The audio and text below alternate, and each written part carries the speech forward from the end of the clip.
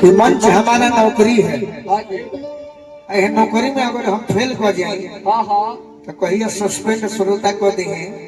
के जाना कोई ठीक नहीं। तो सस्पेंड होके से पहले अपना ड्यूटी पर पका रहो।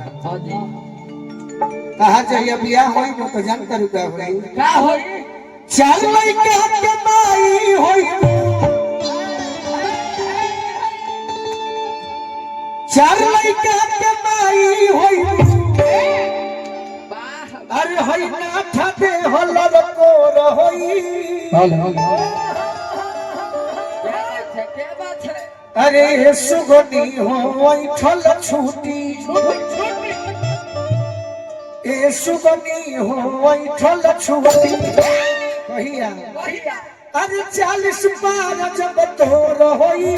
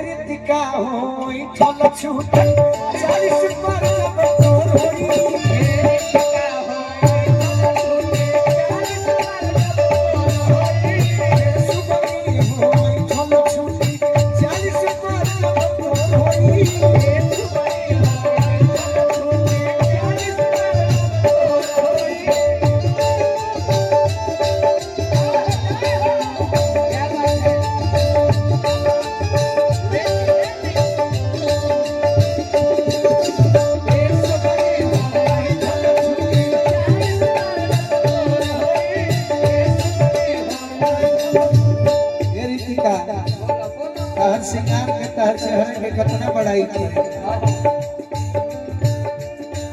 अभी सतर हमारी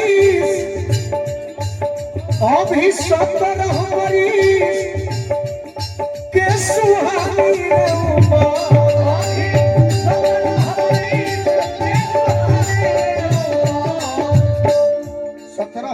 के सुहानी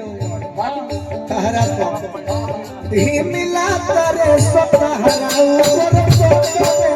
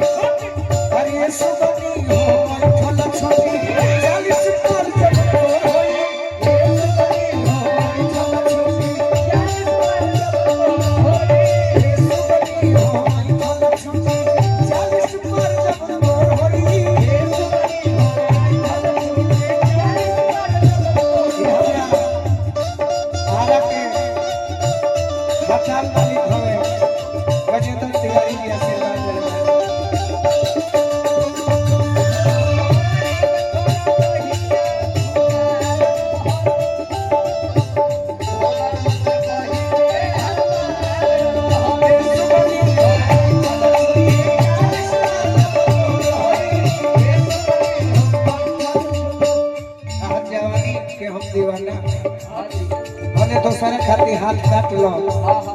ताकि हम बरत थाक गइल बानी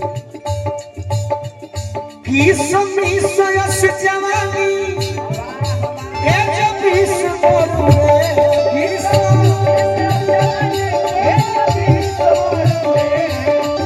समी सोयस जवानी ए जब इस मोरे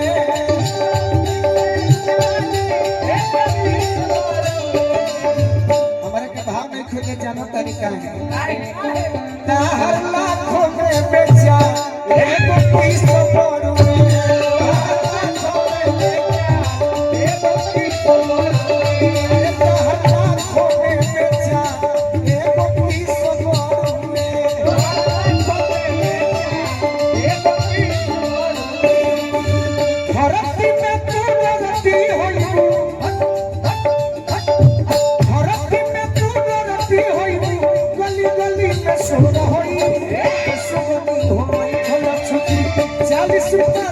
तोर होई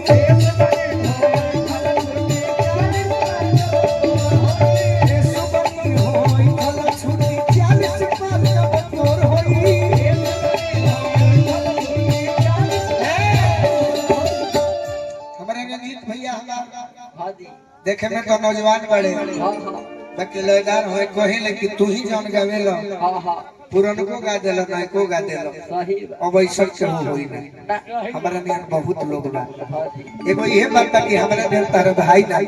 बाबू आपके तरह क्यों नहीं? अरे झूठी वर्ल्ड में नंबर 1 हो बाहर 1 पीस बाहर छुट्टी अरे किसान है 5 फीट हाई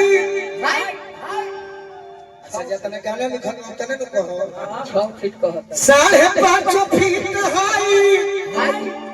देहिया ताई तो बड़ुए कोलू सलाई का भाषा जब ले लाई तो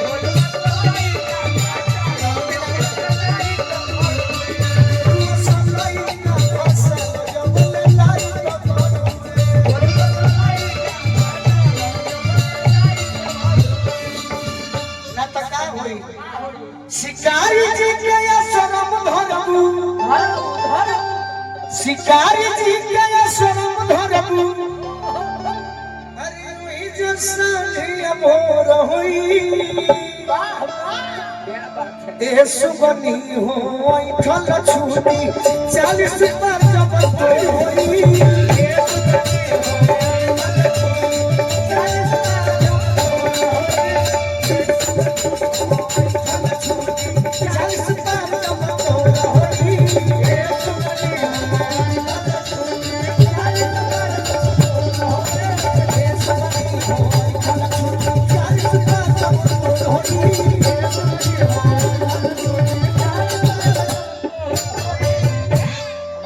पूरा को मिल जाएगी हाँ जी बाकी हमरा और सब तैयारी बा काया का भी दिया